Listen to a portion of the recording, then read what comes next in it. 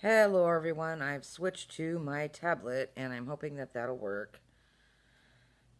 This has been such an ongoing problem with Facebook to try and do any lives, but I am here today to talk about the energy surges and the actual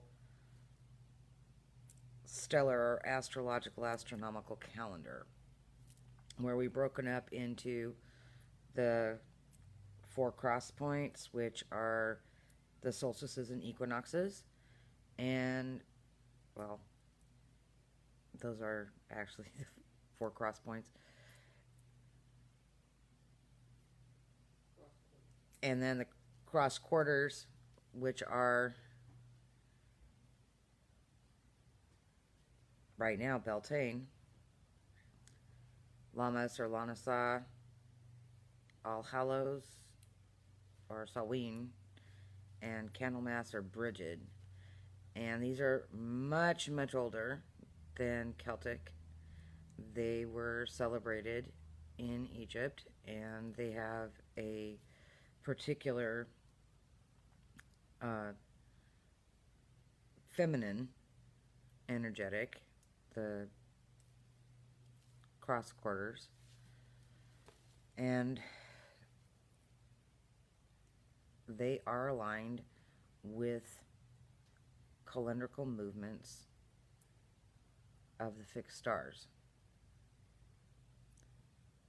They affect with the sun, they have effect with the moon, and they affect the earth. So every time we are coming into, usually I give it a week coming and a week going. Um, one of the cross quarters and solstice and equinox, I know that we're going to have massive amounts of energy surges. Beltane happens to be very erratic. It's often quite emotional. The planting piece that was connected with it in ancient European times was instituted in the first times after the coming of the moon, because seasons were being actually set and instituted. But the stellar effects, the energy effects, the effects to humanity and our electromagnetic systems are going to happen every year during these times. It's not going to happen on May Day, on May 1st. It's going to happen on the actual astronomical movement. And it's very easy to look that up. I'll be posting some pieces so you can take a look at how that's usually sectioned.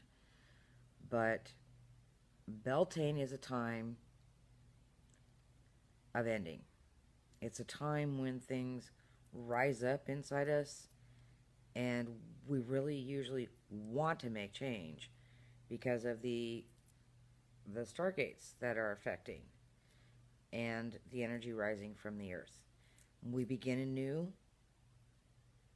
after we jump the Beltane fire, and these, especially cross points,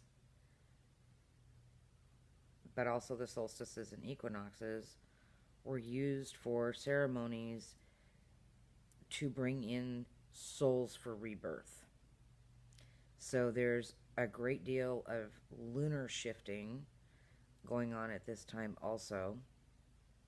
We don't focus in the traditional manner to bring the spirit of a specific type of child to us.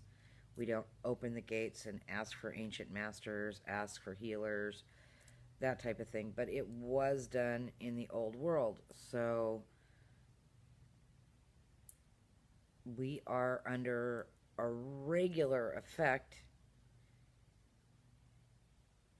It's constantly moving, constantly changing, constantly shifting, drawing energy up out of the earth bringing energy in from the stars, and the wheel, of course, the house that we're in, the sign that we're in is the same, but the other planetary positions are different. And these pieces are heavily affected. Very, very important to learn your natal horoscope and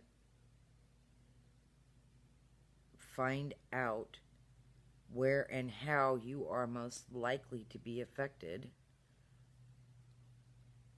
so you can be at a point where you can create action instead of reaction, and that you can handle the shifts and understand the fact that, okay, I'm not going to sleep. How am I going to use this time? That's a big one for me during this time of the year. And find out how the wheel is affecting you.